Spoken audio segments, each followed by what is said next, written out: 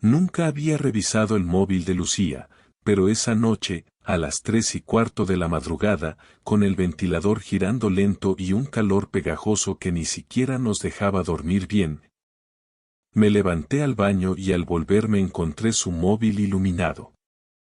Estaba encima de la mesilla, con la pantalla encendida y una notificación de WhatsApp mostrando un fragmento del mensaje: solo pienso en lo de ayer. Me quedé parado ahí, entre el marco de la puerta y la cama, en calzoncillos, sintiendo una mezcla rara entre curiosidad y algo más oscuro que todavía no sabía nombrar. No sé qué me impulsó, porque nunca lo había hecho antes, pero toqué la pantalla y desbloqueé el móvil. Lucía dormía de lado, de espaldas a mí, respirando profundamente, como si su conciencia estuviera limpia. Abrí el chat y ahí estaba: conversaciones con alguien guardado como Mark Pilates.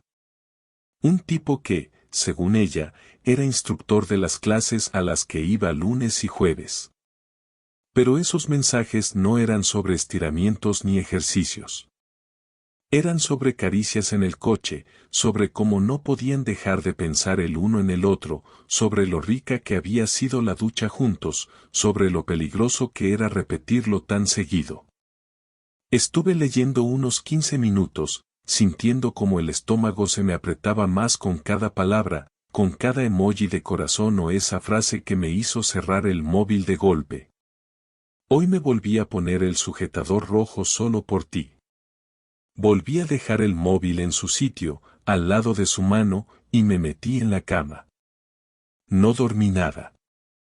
Me giré hacia la pared, sudando, con los ojos abiertos, tratando de procesar que la mujer que tenía a un palmo de distancia, con la que había compartido 11 años de vida, estaba metiéndose en la ducha con otro tío mientras yo trabajaba turnos partidos y llegaba con la espalda hecha polvo a casa. Al día siguiente, actué como si nada. La saludé con un beso, le preparé café, le pregunté cómo había dormido. Me dijo que fatal, que el calor no le dejaba descansar. Mentira. Dormía tranquila porque no se imaginaba que yo sabía todo. Me fui a trabajar, pero en vez de entrar al almacén, me quedé en el coche. Llamé a mi jefe y le dije que tenía gastroenteritis, que necesitaba el día libre. Me pidió un justificante. Se lo mandaría después, da igual. Ese día me dediqué a mirar todas sus redes sociales, a revisar su calendario compartido, y a memorizar bien sus rutinas. A mediodía fui hasta el centro deportivo donde supuestamente tenía clase. Me senté en una terraza de enfrente con unas gafas de sol que ni me iban bien, esperando. A las 13:08 la vi salir. Iba sola. No tenía cara de haber estado en una clase de pilates, no llevaba esterilla ni ropa deportiva. Iba con un vestido blanco ceñido que no usaba nunca para el gimnasio. Subió a un coche rojo que la estaba esperando en doble fila. No lo conducía ninguna amiga. ¿Y ahora qué?, me pregunté en voz alta, con el móvil temblando en la mano. Tenía las fotos, tenía los mensajes. No era imaginación. Era real. La hija de puta me estaba engañando. No era una sospecha ni una paranoia. Era una certeza. Me volví a casa, esperé que volviera y cuando entró, me saludó con un ¿qué tal el curro, cielo?, que casi me hizo vomitar. Y ahí supe que ya nada iba a ser como antes. El viernes siguiente, cuando volvió a salir al gimnasio, decidí que era el día. Me había pasado las últimas noches sin pegar ojo, repasando mentalmente cada conversación, cada excusa que me había dado, cada vez que me decía que estaba agotada y se daba la vuelta en la cama para no tocarme.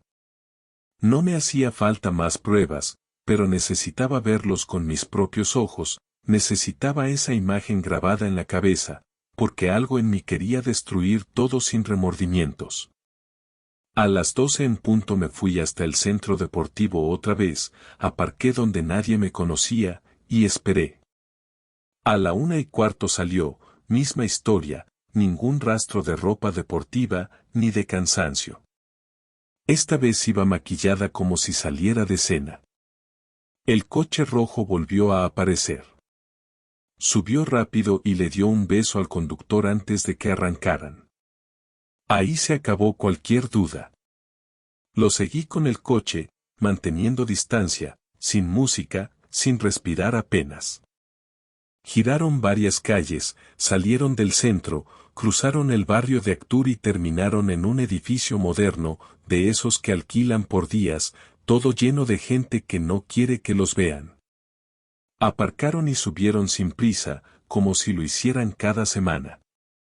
Me quedé abajo, con el motor apagado, sudando otra vez aunque no hacía calor, con las manos agarrando el volante como si eso me impidiera hacer una locura. Estuve ahí 45 minutos, y cuando me convencí de que ya no necesitaba más, saqué el móvil, abrí la galería, borré las fotos que había hecho y me fui a casa. No necesitaba pruebas para nadie más, porque la única persona que necesitaba saberlo era yo, y ya lo sabía. Esa noche no dije nada. Ella volvió a casa a las 7, me trajo una botella de vino blanco y dijo que le apetecía cenar sushi. Actuaba como si todo estuviera bien. Me sonrió, me acarició el hombro, incluso se rió con una broma que hice sobre el telediario. Fue entonces cuando entendí lo buena actriz que era. No tenía ni una pizca de culpa.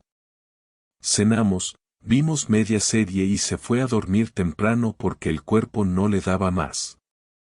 Me quedé en el sofá hasta las 3, planeando cómo hacerlo, cómo confrontarla sin perder la cabeza, cómo mirar a la cara de alguien que durante años compartió cada parte de su vida contigo. Y aún así encontró tiempo para abrirse a otro, para acostarse con otro, para mentirte y luego hacerte una tortilla como si nada. Al día siguiente, sábado, le dije que no tenía hambre y que iba a salir a dar una vuelta. Fui directo a casa de mi primo Raúl, el único al que podía contarle esto sin sentir que estaba traicionándome a mí mismo. Se quedó callado unos segundos después de que le solté todo, y luego me preguntó, sin rodeos, qué coño iba a hacer. Le dije que necesitaba enfrentarla, pero no quería hacerlo sin tener un plan, porque sabía que si lo hacía en caliente podía acabar en comisaría o en el hospital. Me ofreció quedarse conmigo cuando lo hiciera, pero le dije que no, que era algo que tenía que hacer solo. Volví a casa a eso de las 7. Ella estaba en la cocina, en bata, cortando zanahorias para una crema. Me apoyé en el marco de la puerta y dije su nombre. Se giró, me sonrió, y en ese momento decidí que no iba a alzar la voz, que no iba a dar portazos, que solo iba a ponerle un espejo delante para que viera la mierda que estaba haciendo. ¿Quién es Mark?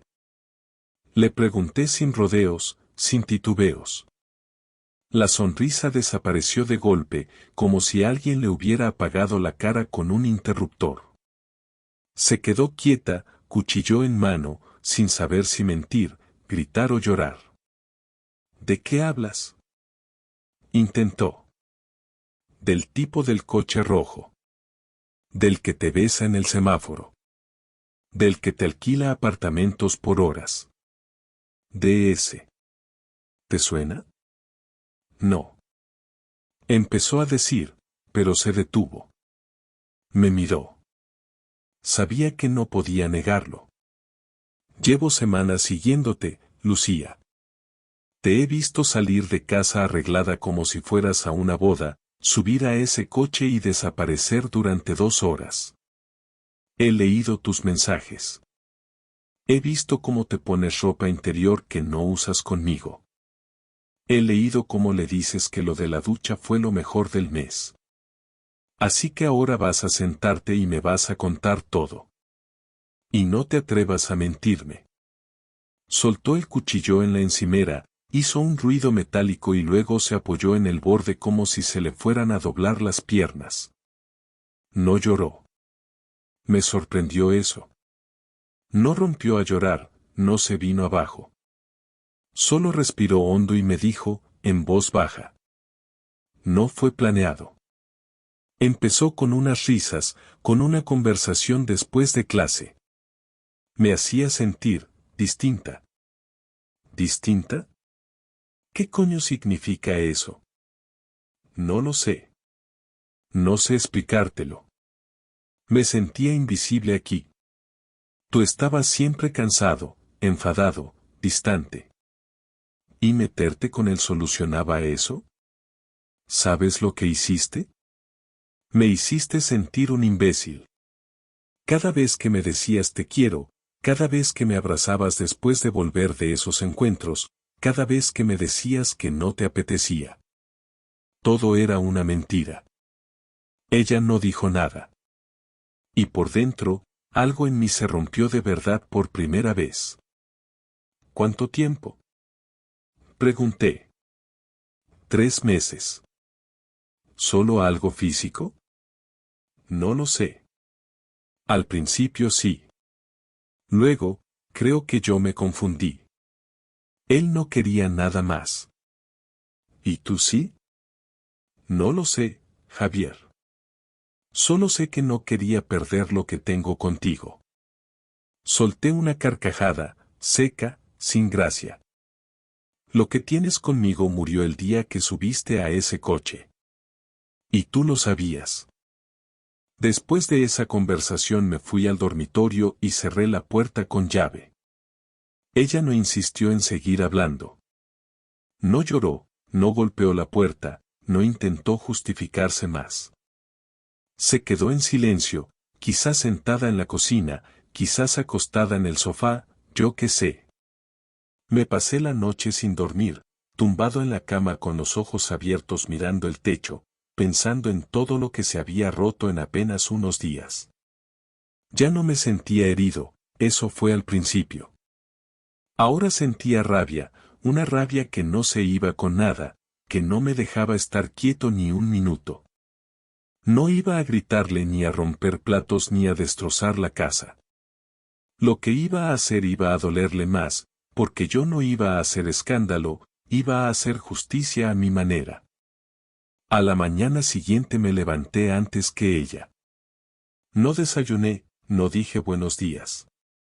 Me duché, me vestí, y salí de casa sin decir una palabra.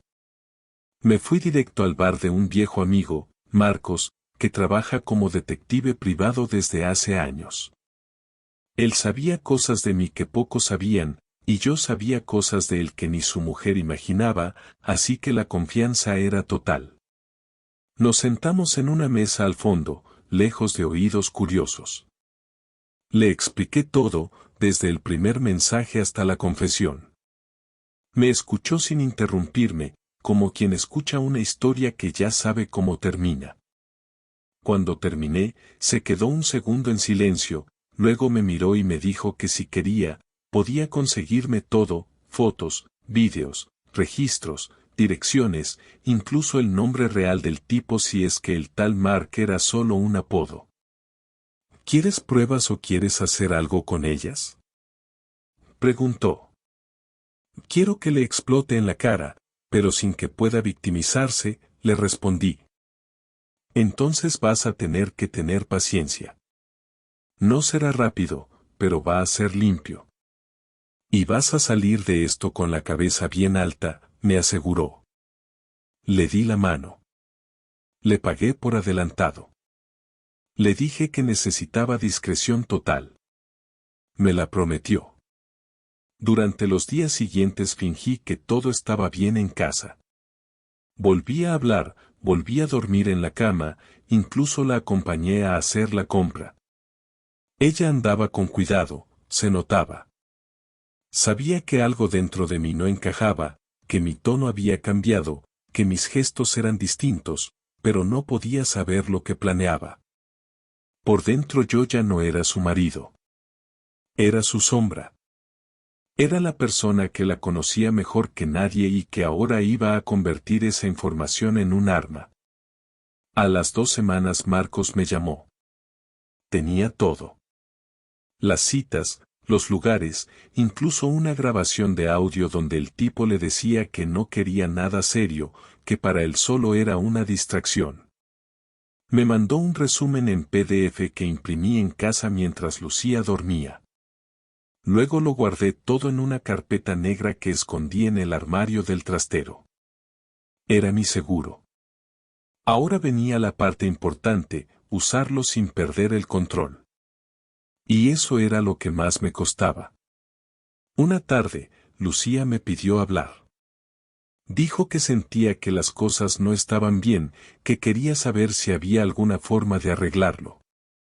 Me miraba con esos ojos que usaba cuando quería manipularme, como si no fuera capaz de hacer nada malo, como si todo pudiera arreglarse con una cena romántica y una conversación larga. ¿Tú crees que esto se arregla con una charla? Le pregunté. No lo sé, Javier.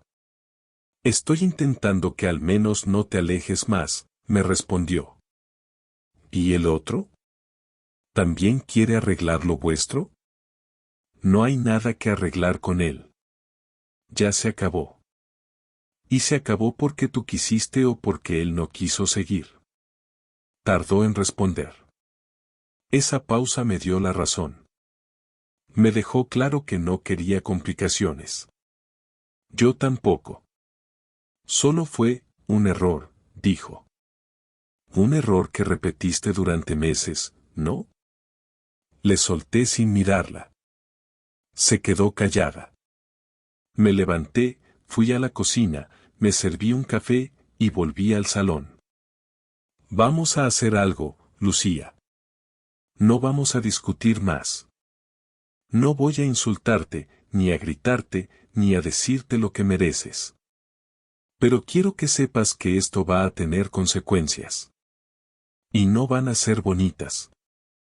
Ella no entendió a qué me refería. No preguntó. Tal vez pensó que me refería al divorcio, a la separación, a repartir las cosas. No podía imaginarse que lo que venía no era un trámite. Era mi forma de devolverle cada uno de esos mensajes, de esos encuentros, de esas sonrisas fingidas mientras yo hacía la cena. Esa misma noche, envié un paquete anónimo al correo electrónico de su jefe en la inmobiliaria. Dentro, un enlace con las grabaciones que confirmaban que durante horas laborales, Lucía usaba su tiempo para encontrarse con su amante. Incluí también las fotos de las entradas al apartamento, las matrículas, los horarios. Todo con fechas. Todo legal. 2 días después, su jefe la llamó para revisar algunos temas. Esa misma noche, ella llegó a casa pálida. Me han dicho que hay una investigación interna, me dijo mientras se descalzaba. ¿Sobre qué? Le pregunté sin levantar la vista del móvil. No lo sé. Me preguntaron por mis horarios, por mis actividades fuera de la oficina. Qué raro. Tal vez alguien está tratando de hacerte daño, le dije con la cara más neutra que pude poner. Asintió, confundida. No sospechaba nada. No aún. El lunes por la tarde me escribió Marcos y me dijo que el tipo, Mark, tenía pareja. No esposa, pero sí una relación estable desde hacía más de un año. Se llamaba Laura, trabajaba como enfermera en un hospital privado en las afueras de Zaragoza, y no tenía idea de lo que hacía su novio mientras ella doblaba turnos. Me pasó su Instagram y una dirección que tenía registrada como domicilio actual, y aunque durante unos minutos dudé, al final supe que no podía dejar pasar esa oportunidad. No era por venganza gratuita, era por equilibrio. Si yo tenía que tragarme todo esto, si Lucía todavía dormía en mi casa, en nuestra cama, entonces ese cabrón no se iba a ir de rositas. El miércoles fui hasta el hospital donde trabajaba Laura. La esperé fuera, apoyado en una farola, vestido normal, nada que llamara la atención. Salió a las 3:15, vestida de civil, cargando una mochila grande. Caminaba rápido. La seguí hasta el aparcamiento y cuando se subió al coche me acerqué por la ventanilla del acompañante. Me miró sorprendida, sin miedo, como esperando que le pidiera indicaciones. ¿Eres Laura, la pareja de Mark? Le pregunté sin rodeos. Sí, ¿quién eres? Respondió de inmediato, con el ceño fruncido. No quiero hacerte perder tiempo. Mi mujer se acuesta con tu novio desde hace meses. Tengo pruebas. No vengo a pedirte nada, ni a llorarte encima. Solo pensé que debías saberlo. Le entregué un sobre con copias de mensajes y un pendrive con algunas fotos. Ella no lo abrió al instante. Me miró, asimilando lo que acababa de oír, pero no me gritó ni me insultó. Se quedó en silencio, tragando saliva. Luego asintió. Gracias. Dijo, y arrancó el coche sin añadir más. Volví a casa caminando despacio. Me crucé con una pareja de ancianos, con un chico en patinete, con una madre empujando un carrito. Toda la ciudad parecía seguir su rutina normal mientras la mía era otra. No sentía alivio. Sentía que todavía quedaba algo más por hacer. Esa misma noche, Lucía me propuso que fuéramos a cenar el viernes. Me lo dijo como quien intenta tapar un agujero con una servilleta. Podríamos salir, ¿no? Ir a algún sitio que nos guste. No sé, el gallego de siempre, o el mexicano. Lo dijo como si no hubiera pasado nada. No tengo hambre desde hace semanas, Lucía. Pero si tú quieres, ve sola. A lo mejor te cruzas con alguien que te anime. Le respondí sin siquiera mirarla. Se calló. Caminó hasta el baño y cerró la puerta. No la oí llorar. Ni una vez desde que la confronté. Tal vez ya lo había hecho antes, o tal vez nunca lo hizo. El viernes llegó con una sorpresa. A las 9 de la mañana recibió una llamada mientras desayunábamos. Era del trabajo. La vi hablar en voz baja, salir a la terraza con el móvil pegado a la oreja, caminar de un lado a otro. Al volver, tenía la cara pálida. Me han suspendido temporalmente. Hasta que terminen la investigación. Me dijo con la voz débil. Vaya. ¿Y qué vas a hacer con tanto tiempo libre ahora? Pregunté sin levantar la vista del periódico. ¿Fuiste tú? Me preguntó. ¿El qué? El correo anónimo. Las fotos. Todo eso. No tengo idea de lo que hablas. ¿Qué correo? No te hagas el tonto, Javier. Lucía, si estás metida en un lío por tus decisiones, no puedes venir a pedirme explicaciones. No te las debo. No contestó. Se fue al dormitorio y cerró la puerta. No salió en todo el día. Esa noche no cenó. Se metió a la cama temprano. Yo me quedé viendo la tele. A medianoche, me fui al sofá, y por primera vez desde que todo esto empezó, dormí sin interrupciones. Me desperté a las 8 con el sonido de su móvil vibrando en la cocina. Revisé el número en la pantalla, Mark Pilates. No contesté. No tenía sentido. Pero tomé nota. Si después de todo seguía escribiéndole, entonces mi plan todavía no estaba completo. El sábado por la mañana le dije que necesitábamos hablar. Nos sentamos en la mesa del salón. No había café, no había tostadas, solo ella con cara de derrota, y yo con el sobre en la mano. Este es el informe completo de lo que hiciste. Desde el día que empezó hasta el último mensaje. Todo lo guardé. Todo está documentado. Lo hice para que no se te ocurra joderme después. ¿Qué vas a hacer con eso? Preguntó, sin tono de amenaza, más como si aceptara lo que venía. Nada, por ahora. Pero quiero dejar claro que no te voy a permitir arrastrarme con tu mierda.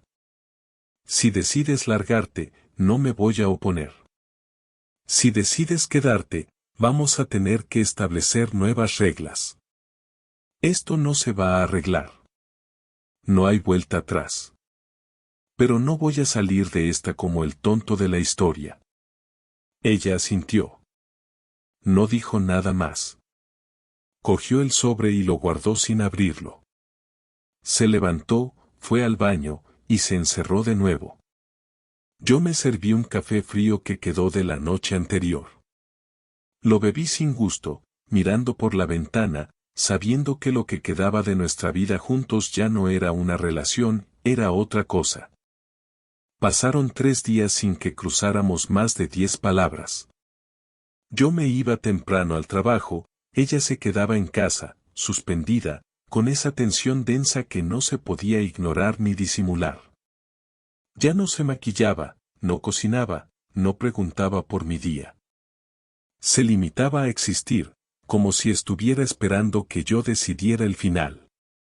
Y tenía razón. Yo estaba decidiendo. Me tomé ese tiempo para pensar sin rabia, para entender si quedaba algo que mereciera salvarse o si solo estaba sosteniendo una rutina por inercia, por miedo al que dirán o al reparto de bienes. No había tristeza ya, ni desesperación. Solo quedaba cansancio, como si llevara demasiado tiempo aguantando una cuerda tensa que ahora empezaba a aflojarse porque ya no me interesaba sostenerla. La noche del miércoles me senté en la mesa del comedor con 2 copas de vino. Ella salió de la habitación y me miró sin preguntar nada. Le hice un gesto para que se sentara. Dudó, pero lo hizo. Estaba descalza, con un moño mal hecho, el rostro apagado. No era la mujer con la que me casé, y tampoco era la misma que me engañó. Era una versión gastada, frágil, reducida. No sé si estás esperando a que te eche o a que te perdone, le dije sin rodeos. Ella no contestó de inmediato. Bajó la mirada, respiró hondo y habló sin fuerza. Estoy esperando a que digas lo que quieras decir. Ya no tengo nada que defender. No quiero venganza. Ya hice lo que tenía que hacer. No te voy a arruinar la vida más de lo que tú sola lo hiciste. Pero no quiero seguir viviendo así. Esta casa se convirtió en un sitio donde nadie se mira a los ojos. Y no quiero eso. ¿Quieres divorciarte?, preguntó, sin rabia, sin súplica. Quiero cerrar esto. No sé si tiene que ser con un divorcio inmediato o con una separación temporal. Pero esto, lo que somos ahora, no puede seguir. ¿Y si me voy yo?, dijo en voz baja. Podrías. Pero eso no cambia lo que somos. Si te vas con lo que queda de ti. Yo me quedo con lo que quede de mí. Tomé un sorbo de vino y continué. Lo que hiciste no fue solo follarte a otro. Fue mentirme en mi cara cada día. Fue quitarle sentido a todo lo que construimos. Y eso no se arregla con tiempo ni con promesas. Se acepta.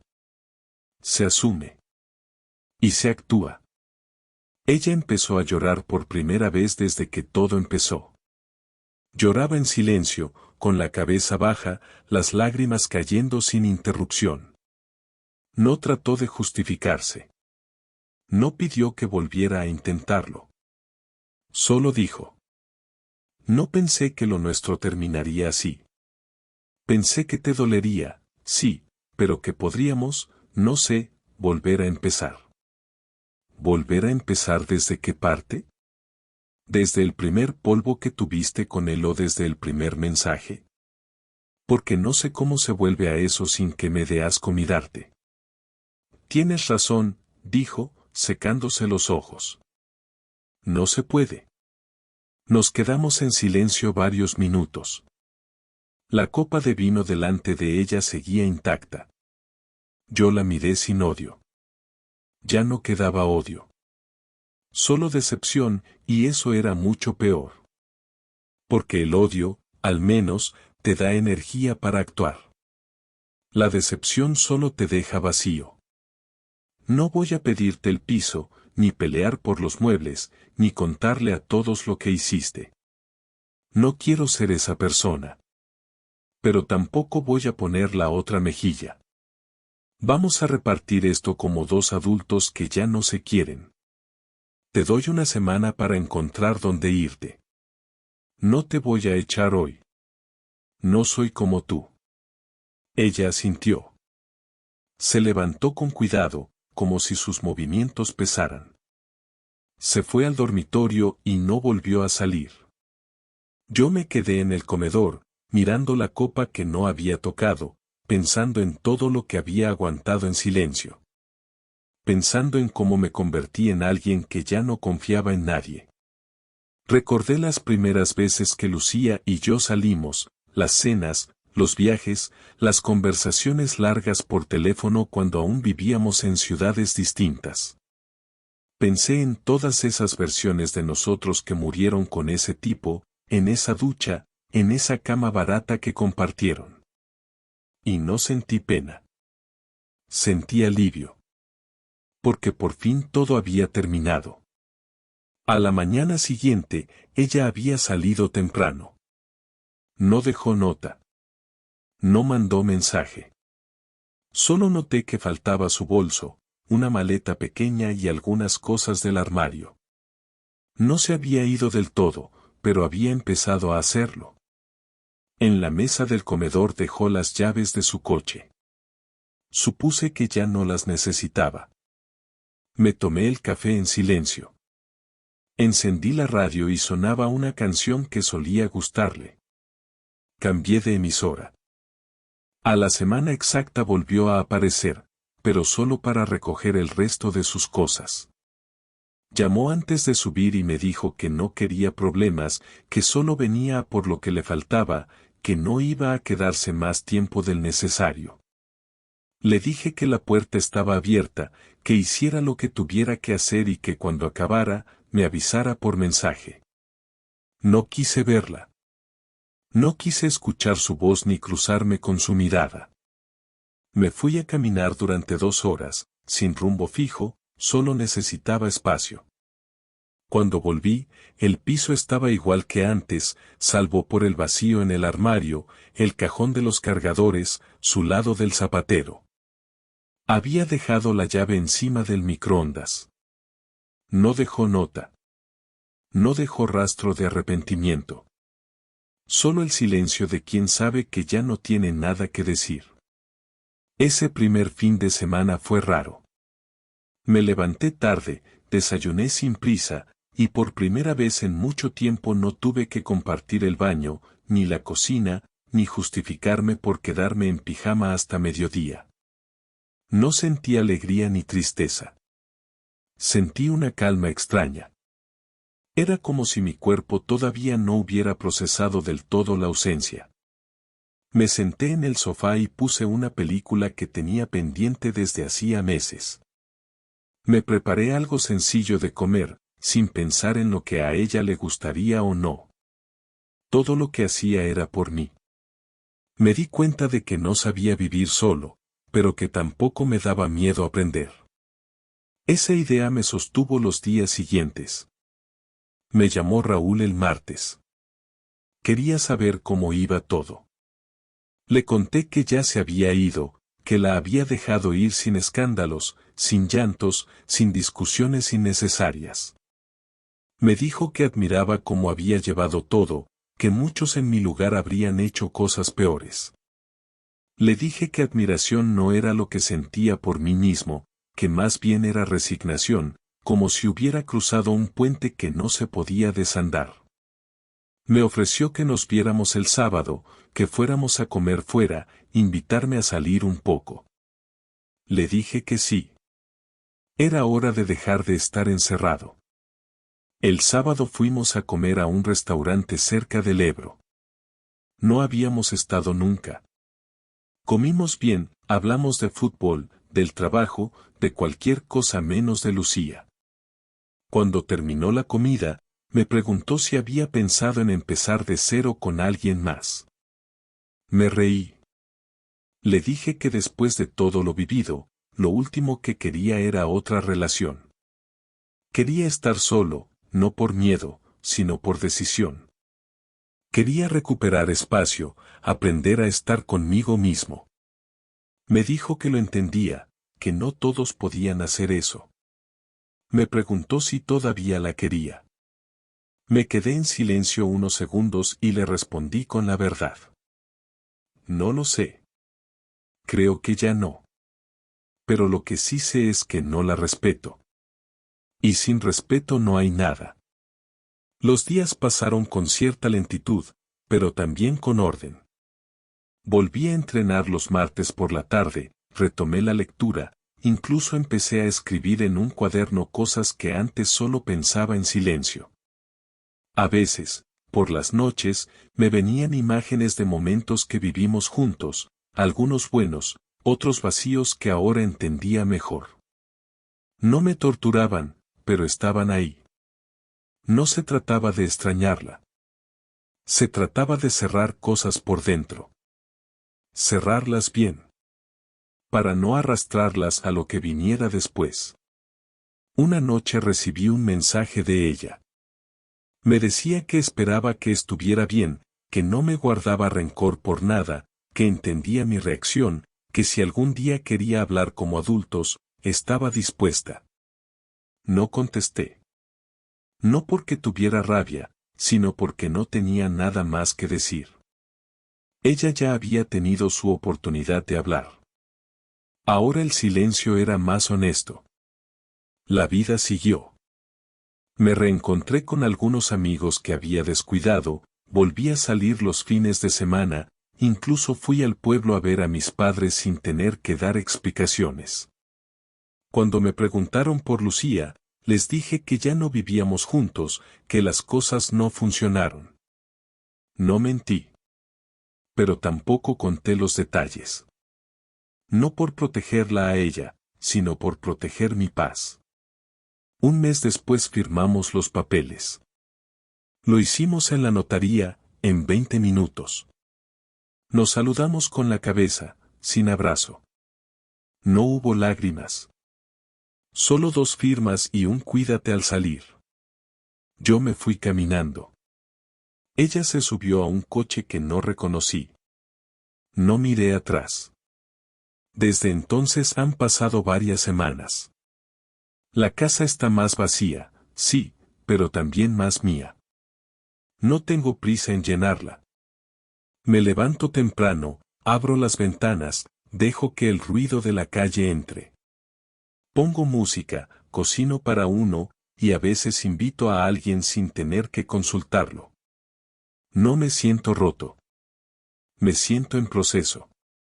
Aprendí que no todos los finales necesitan una explosión. A veces, simplemente hay que dejar de insistir, y seguir. No tengo claro qué quiero en el futuro. Tal vez un nuevo trabajo, tal vez un viaje. No lo sé. Pero tengo claro lo que no quiero, volver a vivir con la sensación de estar compartiendo mi vida con una mentira. Y con eso me basta. Por ahora. Porque a veces, empezar otra vez no es buscar algo nuevo. Es aprender a estar bien solo.